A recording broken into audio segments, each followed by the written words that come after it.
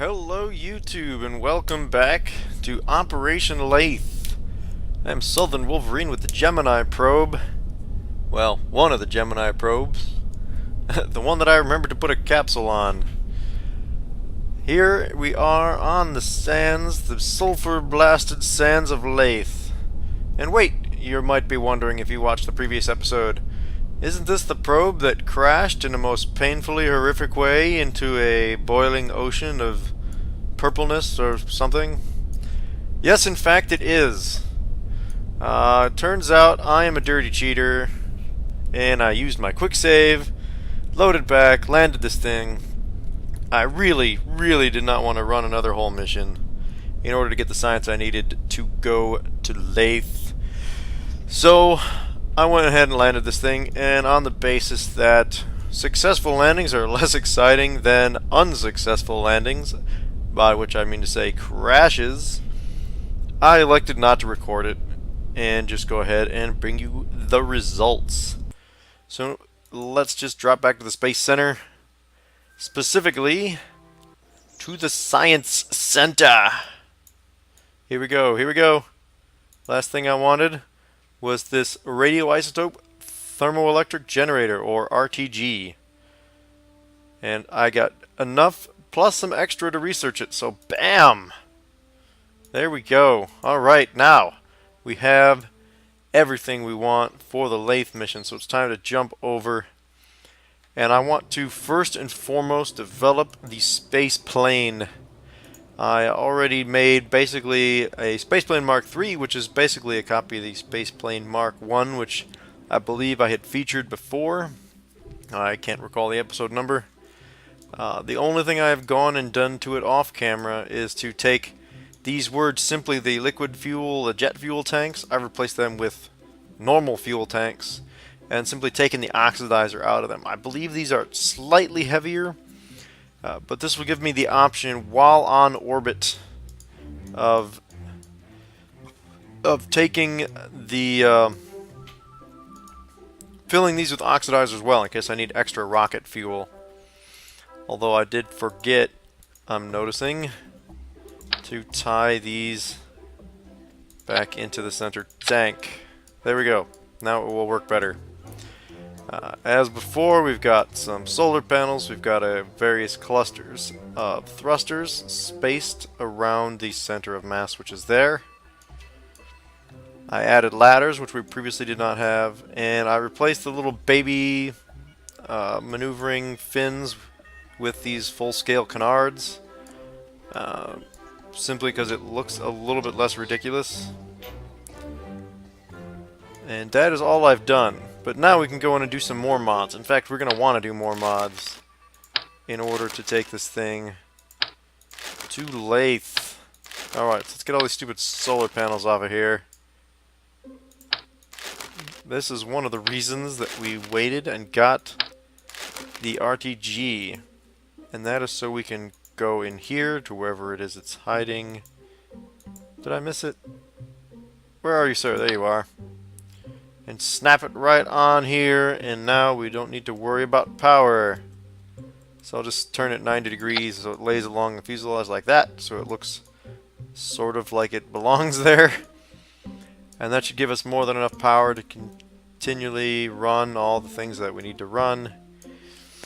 And now the only thing that remains is to go ahead and slap as much science on here as we can and go ahead and test fly it. Now, we're not really going to be able to get any Science Juniors on here. These things are a little bit too big and clunky to try and slap on to a space plane of this size. But we do have this nose cone deal, which we can kind of stick on the back since we have these extra spots. You know, this is clearly designed to be put on the front of a spacecraft/aircraft. But we can stick those on there, no problem. I also think we're going to want to bypass the Mystery Goo containment units. They're good science, but they're reasonably heavy. And they also will be a little bit harder to stick on. Before I forget, we do, of course, want to put on communications. And I'll just go ahead and slap 2 of those on. You know what? That looks a little ridiculous. Looks like it's got horns or something. We'll just forget the symmetry. We'll just slap one of these on the center line like so. And that looks a little less ridiculous. Alright, and then we're just going to slap an array of sensors up the center line, like so. Actually, I really only need one of these, since I can really only do that from the surface. I can have multiple gravioli detectors though, so we'll throw those on there. Multiple temperature sensors as well. And there we go. That should just about do it. That should give us a fair bit of science, actually. Now we just want to take this thing, fly it real quick, and what I'm going to try to do is just get some altitude and mess with the, the heavy glide characteristics. Actually, think of what I'll do. So I'll actually fill these back up and make this thing as heavy as I can and just see how good it flies. And let's go ahead and pick our Operation Laythe banner, since that is in fact the mission that we are attempting. And save it. Let's go ahead and send Jebediah Kerman out to the launch pad with the space plane Mark III and see what he can make of it.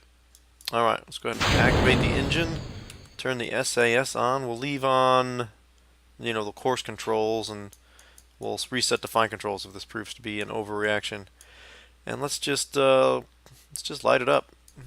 Let's see if we can. Of course, we want as short of a takeoff field as possible, so I want to try to take off before the hangar here. So let's let it get to about 50 meters per second or so, and then immediately see if we can't get this off the ground. Ooh, here we go. All right, that's nice. All right, nice short landing field with this thing. And of course, the reason that we want a short landing field is that if we are headed someplace like Laythe, there isn't a runway there for us, of course. So we have to try to land on hills and things like that. So we can't guarantee that we're going to have this nice long, multi-kilometer long runway here at Kerbal Space Center. So with that also in mind, what I'm going to do is I'm just going to try to gain some altitude and try to just land out in this sort of rough terrain on these hills and see how difficult it is with this, because this, is sort of the best case scenario down here in the region of the Kerbal Space Center, which presumably is why it's located here. This is much more like what we're going to expect to have to try to land on Laythe. There are most likely some flat areas, perhaps some coastal beaches or something like that we can aim for that should be reasonably flat. And anything that's really rough like that on Laythe we're going to try to steer away from. And this is the kind of thing we'll be looking for, these kind of hilly plain situations. So I'm going to get up to a few thousand meters and just cut the engines and just try to glide it in, because the other thing we want to do on Laythe is when we're attempting to make our landing, we want to use on the entry as little fuel as possible. So we want to glide it in from, as high an altitude as we can and try to maneuver down to a landing site, because of course we're going to want as much of the fuel as we can get for the return. That seems to be pretty important. Obviously we want to be able to get back to space. So this is the reason for this test with all the extra oxidizer and stuff on it, although we may or may not even take this with us. I'll have to think about that one. I might take it just as a sort of extra, better to have it and not need it. Although, now I'm thinking the extra weight is kind of a pain. So, in any case, I'm just going to go ahead. We got 4,000 meters. I'm going to go ahead and just cut the throttle to 0. We're going to pretend we're gliding back in. And now, of course, the gravity and air, atmospheric conditions aren't going to be quite the same on Laythe as they are on Kerbin. But this is really the best test bed that we have, short of sending a probe, an aircraft probe, all the way out there or something. So we're falling quite quickly. We'll see what happens. We may need to use a little bit of fuel on the way in, simply to control our descent. That's looking a little bit better. See, we don't want this yellow marker, which is our velocity, of course, to be too far away from our pointing vector. because that is an indication that we are not gliding very well if it's really far away. And that's not too bad, because of course we're going to be slightly nose up to increase our angle of attack, give us extra lift, and also uh, conveniently it will also give us extra drag, which sounds like a bad thing. But in fact, if we are trying to slow ourselves down in order to land on a short field, for much the same reason we want to be able to take off from a short field, uh, because we may not have a very large space, flat space. So we want to be as slow as we possibly can be on the approach to Laythe's surface. And this 70, low 70 meters per second isn't half bad. And as I come down here, let's see how quickly I can turn this on a glide, because that might be nice too. We might have to do some spirals or something like that. If we're going to overshoot a landing field, we could do a turnaround. We could do a spiral to kind of descend over a particular spot. That might be something that we would need to do. So it's turning reasonably well even without the engines on. Not amazing. Actually, I better put the gear back down. Not amazing, but it's doing reasonably well. And I'm also not using RCS because I expect that I will want to use most of our RCS for docking maneuvers and possibly even for trying to get into a descent orbit. I'll get the rocket close to the atmosphere and then just use little bursts from the RCS to try to knock myself down into the atmosphere. I think that would be the most efficient way to get in the atmosphere without using up a lot of fuel. So far, this vehicle's looking pretty decent. Even as whoa, whoa, whoa, whoa, oh, whoa! I jinxed it! I jinxed it! Up, rats, rats, rats, rats! Yeah, I jinxed it. I overturned there. That was totally my fault. It was actually maneuvering reasonably well until I decided to push it to full. Darn it. Okay, I would really like to get a test landing here. So let me get back to roughly where I was, and I'll bring you guys back in. All right, catch up with you in just a minute. All right, so we're back, re-entering the hilly region west of Kerbal Space Program here, Kerbal Space Center. Going back to cut the throttle and try to glide it in. And now what we want to find is a landing spot. And this is practice for Laythe. Same thing we're going to want to do there. Is we want to find a spot that's hopefully flat, or at least that is sloping down away from us, so we can come down on a back slope. What we don't want to do is come down into a slope that is going up as you go forward relative to the spacecraft. Because what that means is that you're actually going to hit harder than you think you are, because the ground is sort of coming up into you. It means your vehicle has to change direction more, thus accelerate more, thus take more of a beating on the landing. So what I'm going to try to do is pitch up as much as I can, and that will help slow me down. You see my surface speed is only 57 meters per second, and that's going to also help us hit more gently. And I've just thought of a couple of things that I think I want to add to this, although I'm going to focus on this landing here before I go talk too much about them. Nose up, nose up, nose up, slow this down as much as possible, and then as we're coming down, level out at the last moment. Oh, okay, okay. SAS off, let's just settle it down, and brake, brake, brake, brake, brake! Okay, whoa, a little rough, little rough. But this is something we can manage. See, that was a pretty short takeoff distance. I would be surprised if that was more than 200 meters or something like that.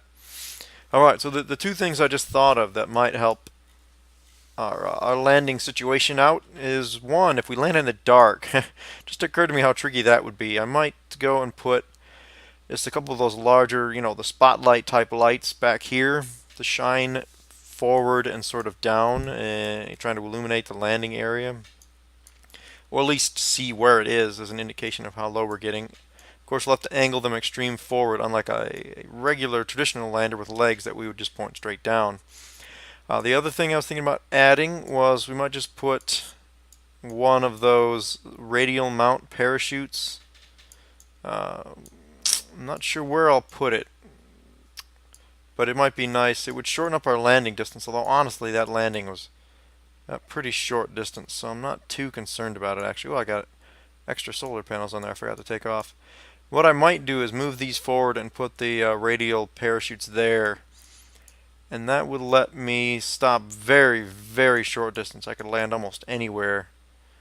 As long as I can touch down, I can pop those chutes and it'll pretty much stop me dead.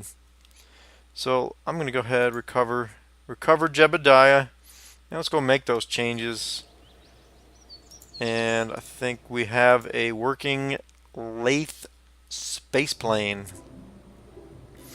Alright, so where'd those solar panels hide? There we go. Get those off of there. Get off of my plane! Alright, now we'll grab the RTGs, move them forward, and let's see if we can't get a parachute to fit. Alright, where is that radial? There it is. Okay, that'll work out just fine actually. And I think what I'll do with that is I'm going to make it a group. See, one I typically use as my solar panel situation, so I think I'm going to go ahead and set them as 2 to deploy the chute. And sort of as an emergency setup, I think I'll use 0 to cut the chutes. So if I were to land and something were to happen, I needed to take off again, I needed to abort, so I would punch up to full throttle and cut the chutes free. So 2 will deploy them, and 10 or 0, as my keyboard actually says it is, will be the cut chutes button. Okay. Alright, so let's go ahead with that. I think that'll work just fine. Actually, this should probably use a new name, suiting its true function. This will be the Laythe plane, and in fact this will be the Laythe plane Mark 1. Hey, alright. So, good potential there. I'm fairly satisfied with that. Now the only question is, what sort of giant, ridiculous vehicle am I going to have to use to carry that to Laythe? I think, oh, I need the other one. I need the big one. Okay. So I think I'm going to base my vehicle once again on this large size, of course. More power. More power! And we are going to trim this bad boy down. We're going to build it right along the lines of the previous interplanetary missions, I think. So, actually, you know what? I want to make sure I got enough fuel to get to Laythe and back. So we're going to build it off of that. And sorry, guy, but you don't get the hitchhiker module this time. This is all about efficiency. Maybe we should put one of these... Oh, I don't have the supersized... Nope, there's the supersized battery. Slap one of those on there. And I'll add some of the... I was going to put one of the giant RCS thrusters on there, but I think that's probably overkill. So we're not going to do that. Let's not go crazy. We'll just use the small ones. Since I have a feeling this vehicle is going to end up coming together in multiple parts. I'm losing my train of thought. Okay. Now, unlike the previous versions, I had this thought, where just like a launch stage that drops the pods that we no longer need, if I do something like this, and then put tanks on the outside, sort of like that,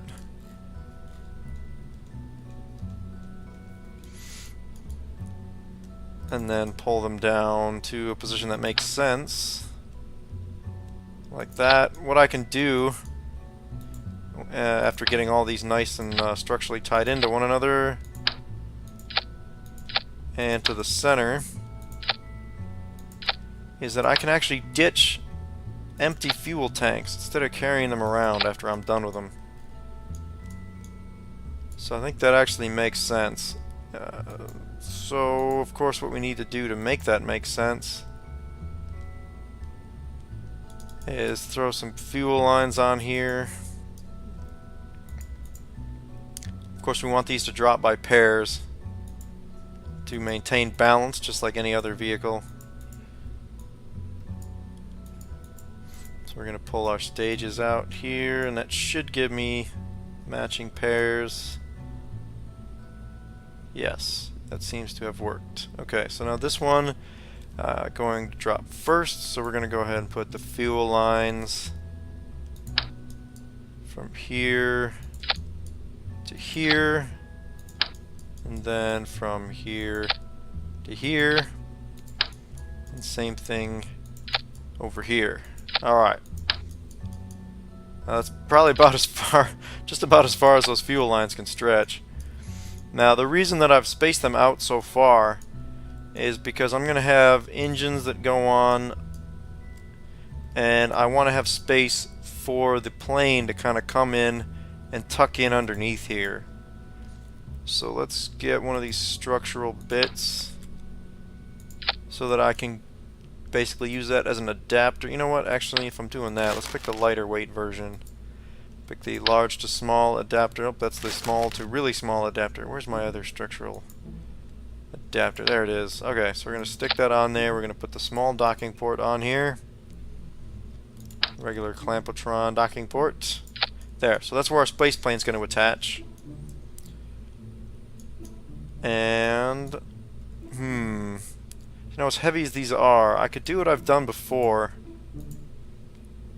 and slap on this structural multi-connector deals, you know, where I go like that and I have put 4 of the nuke engines on there or something. This is going to be really heavy. I think I'm actually, and if I'm going to be carrying things in the middle here, what I'm actually going to want to be able to actually carry engines in the center. Let me think about this for a second. Okay, so what I'll do is the center will need to have engines just like everything else, or this doesn't make any sense. So what I'll do is I'll put like that, and I'll put a little tank on it, just like this one. Okay. So now all I have to do is find my engine, wherever the hell it is. Come on. You super efficient but incredibly slow bastard you. There we go. Put that in there and feed fuel to it, of course. Like so. There. And so that will feed all the fuel into the middle just the way we want. And I can go and put a bunch of these out on these outer tanks as well. I think we'll put 3 or 4 at least on each of these. Make it 5. Make it 5. Nice and balanced like that. Well, my, oh, the fuel thing didn't copy because it was attached to the orange tank and not the thing I was copying. Okay. So you go around and copy this a bunch of times.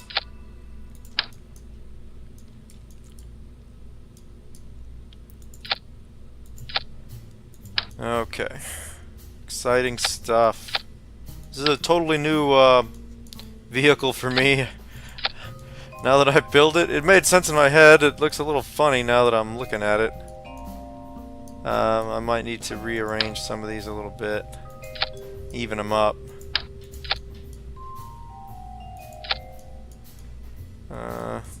Yeah, let's get these all the way over. Oh, for crying out loud. Alright.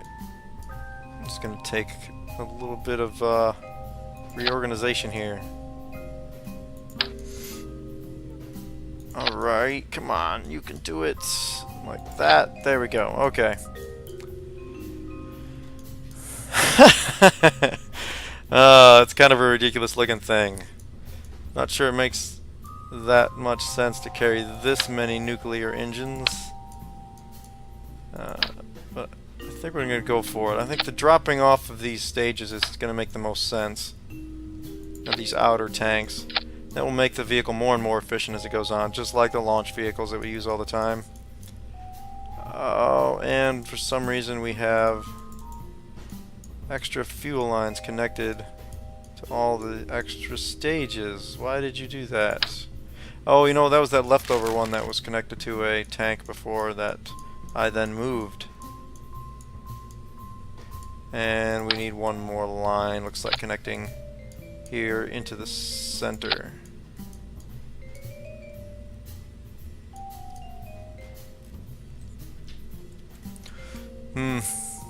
Well, it's interesting. Remains to be seen whether or not it will work. And whether or not we can get it into orbit. But that will be the next battle. The next battle, I say. The other thing I want to do with this vehicle is I'm going to need provisions to refuel it on orbit. This is going to take some refueling, I'm sure, before we send it. We're going to want to make sure everything is topped off. So we're going to do that. And you know what else? You know what else? I think we're going to get some disconnects here, and we'll put attachments there. And what is this madness, you might ask? Well, I'm going to dock the space plane here, and I will dock some giant boosters that I will launch up separately and dock with this thing, and use them to kick this thing out of out of Kerbal orbit, because this is going to be extraordinarily heavy. I may have to launch it near empty, but after it's fueled, it will be quite heavy. And the other thing I'm going to want for this, I think, this is going to be unmanned like this for some time while the lander goes down to Joule, or to Laythe rather. So we're going to have to add on. Come on, think, John. What the hell are you doing? Alright, here we go. Let's slap some of those things on here. Alright, so we got more reaction control capability. I don't think I'm even going to bother putting any RCS on this, because it's going to be pretty clunky. These lower boosters will all have some RCS on there. Oh, you know what? I better put RCS on here. Let's forget about that. That's a little ridiculous. Let's just put one of these large.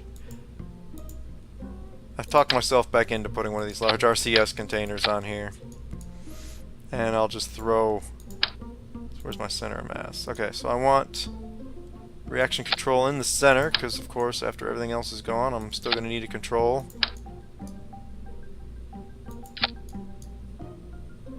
Centered. Oh, I guess it was. Okay. And then we'll... Hey! Come on. And then we'll throw a handful of them out here as well.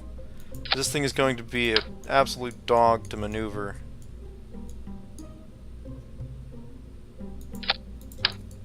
And we're going to need all the help we can get. You know what? That's a dumb place for that thruster. That should be reasonably decent, I suppose.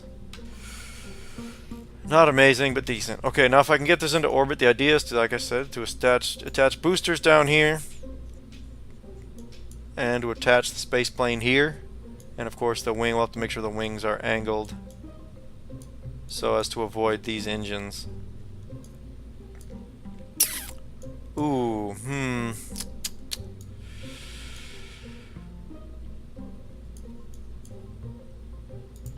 Here, let me move these up higher. The reason being, it just occurred to me, as I said, I'm going to have to avoid those engines, both physically and to avoid their plume, as I don't want the fire from those damaging the space plane.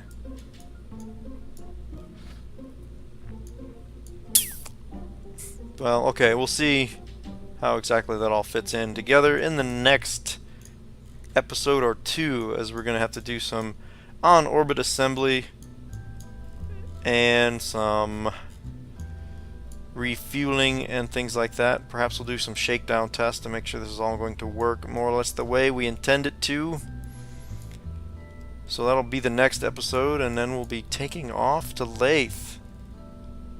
and accomplishing the goal, knocking on wood, accomplishing the goal set out at the outset of this series. So thank you guys for watching. If you like these videos, please like, comment, and subscribe. I am Southern Wolverine, wishing you a good day from the Kerbal Space Center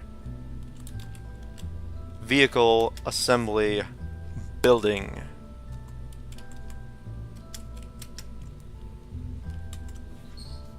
With the Laythe vehicle, the Laythe transfer vehicle Mark 1. Good day.